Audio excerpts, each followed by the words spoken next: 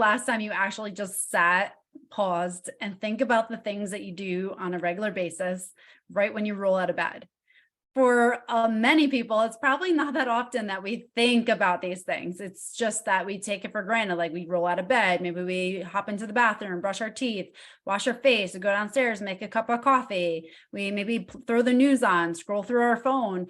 It's all these things that become our routine, and we don't even realize that they've kind of infiltrated our morning and have taken the place of like, this is just the next natural step of what I do. And our morning routine is such an important thing, but yet we just go through the motions of doing it. We don't even realize what has gone into that process. And I remember a time when my morning routine would consist of waking up to the alarm on my phone. So of course I turn off the alarm on my phone, but like the next immediate thing is to go on maybe social media, scroll through apps, look through the news. I'll have the, Apple puts out that news notification. Oh my gosh, it's a horrible headline there. But yet it makes you like click, and then you read through that. And then maybe I would wash my face and then go downstairs, coffee, throw on the TV. And by the end of my morning routine, that's lasted maybe a half hour, I'm in a place of stress because I'm looking at everything that horrible that happened in the world, or maybe the stock market is awful and I have the money in it and it doesn't look good, or maybe I'm putting maybe things are on social media that I saw that whether I realize or not, it's impacting me. Maybe it's like that subconscious comparison of where you are to where other people are, or maybe it's like, seeing someone that you haven't seen in a while and like, it's not, you're like kind of sad that that connection has been lost, or there's just things that you get exposed to that impact you, whether you realize it consciously or you realize it or you don't realize it subconsciously. And so this would be my morning routine, is like it'd be phone, TV, that would be on. I would just kind of go through my business and didn't realize how much that impacted my life on a regular basis until I got into a routine that serves me. And now I look back on what I used to do and I'm like, oh my gosh, no wonder I was stressed all the time. No wonder I was negative. No wonder why I felt like I couldn't focus during the day, or just felt like I was on hyperdrive on a treadmill that I couldn't keep up with. And so that's what I want to talk about today, why our morning routine is so important. And if you don't have a routine that you're intentionally setting, how can we start to create this in our life? And so I just want to share with you why the morning routine is even important to first be consciously aware of, but secondly, make it one that serves you and that moves you in the direction that you intend for, not that the world pushes you into. And so there's 3 parts to why your morning routine that I'm going to share with you today is so important, and why we need to be a little bit more intentional with how we choose the things that we do on a regular basis and what habits we choose to keep. So number 1, I want to talk about the reticular activating system. So the reticular activating system is a system within your brain that is your filter. So all day long, we're bombarded with things. We have stimulus going on everywhere, whether it's sound that we're hearing outside, within our house, people speaking, background noise. We're hearing parts of sentences that people are speaking maybe to us, or we're hearing it in other conversations. We're seeing things all around us. There are lights, there are things moving. Maybe it's animals outside, people within your home, the TV screen. We are smelling things. Maybe you just cook something in the oven, or you smell the garbage that you need to take out. There's constant stimulus that we're getting into our system every single second of the day. And what our reticular activating system does is that it filters that out to what is important to you.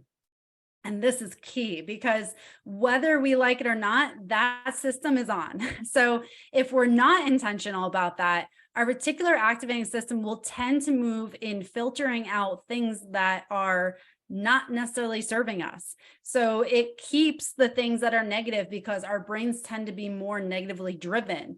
So we may go through the world and see things more from a negative standpoint if we're not intentional with what we tell the reticular activating system to filter.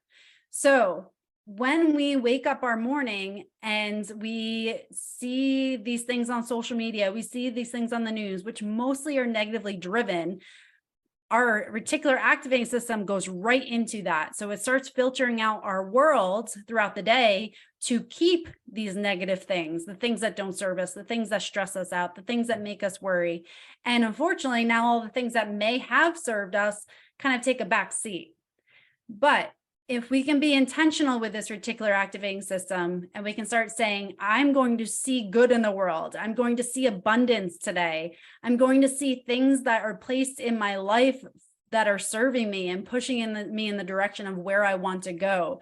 When you start your day out with an intention, or maybe it's something like, I'm going to be really kind to someone today.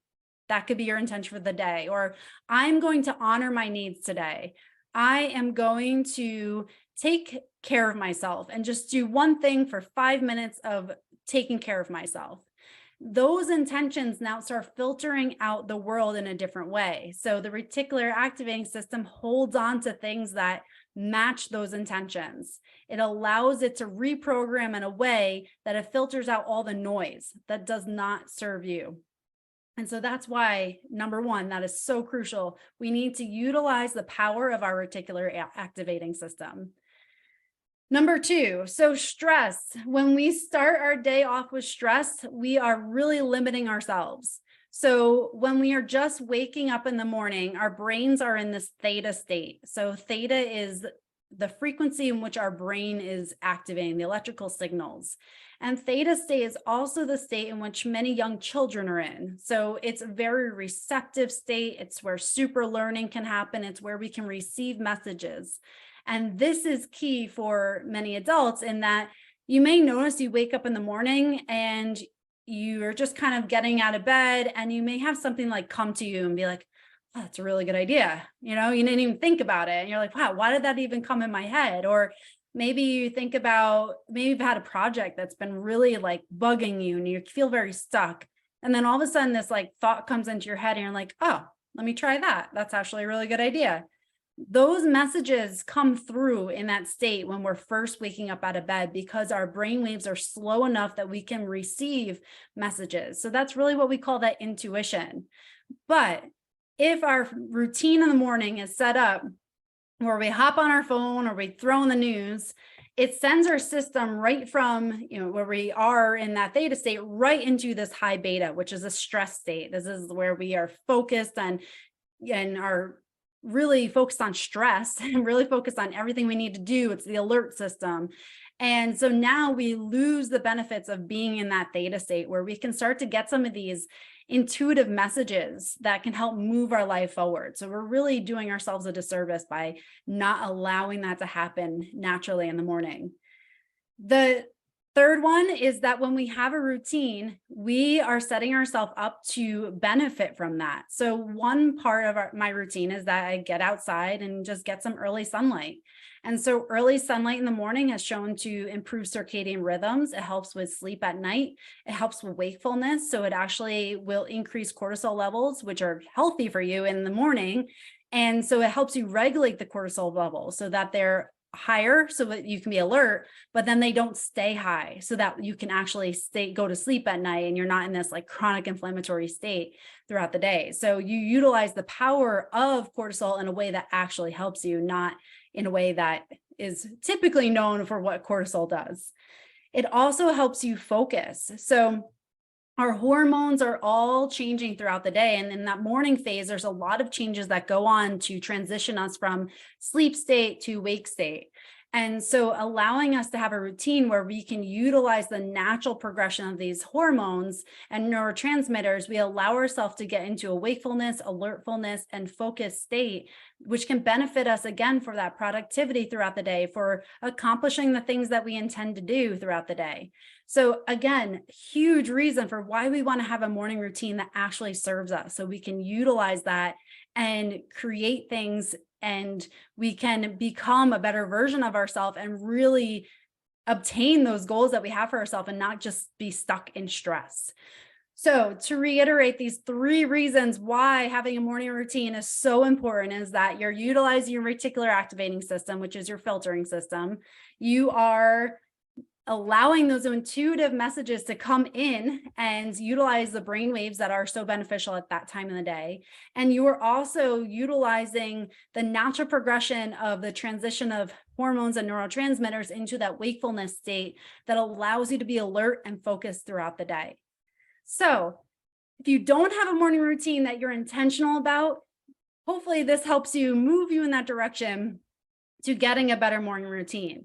And if you're saying, okay, I'm in, but I don't know what morning routine I should actually be doing, well, I just created a morning guide for perfectionists. So if you're a perfectionist and you feel like you're stuck in that stress state where you feel like you're never good enough and you're constantly go, go, go, and it's a hard thing to stop and relax and calm yourself down, then this is going to be a great program for you, and guide rather. And it's a free guide. So completely free.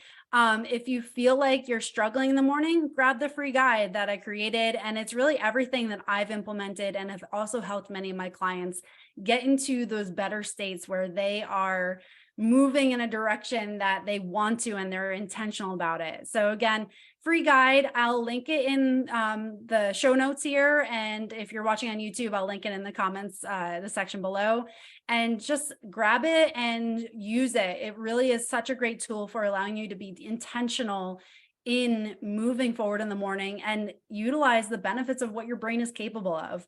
So again, I hope this helps you move your life in a direction that serves you and helps you guide you throughout the day. And again, thank you for spending your precious time with me.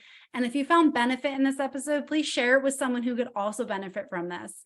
The more we get these messages around, the more we can all elevate so that we can elevate ourselves and each other. So enjoy and have a great rest of your day.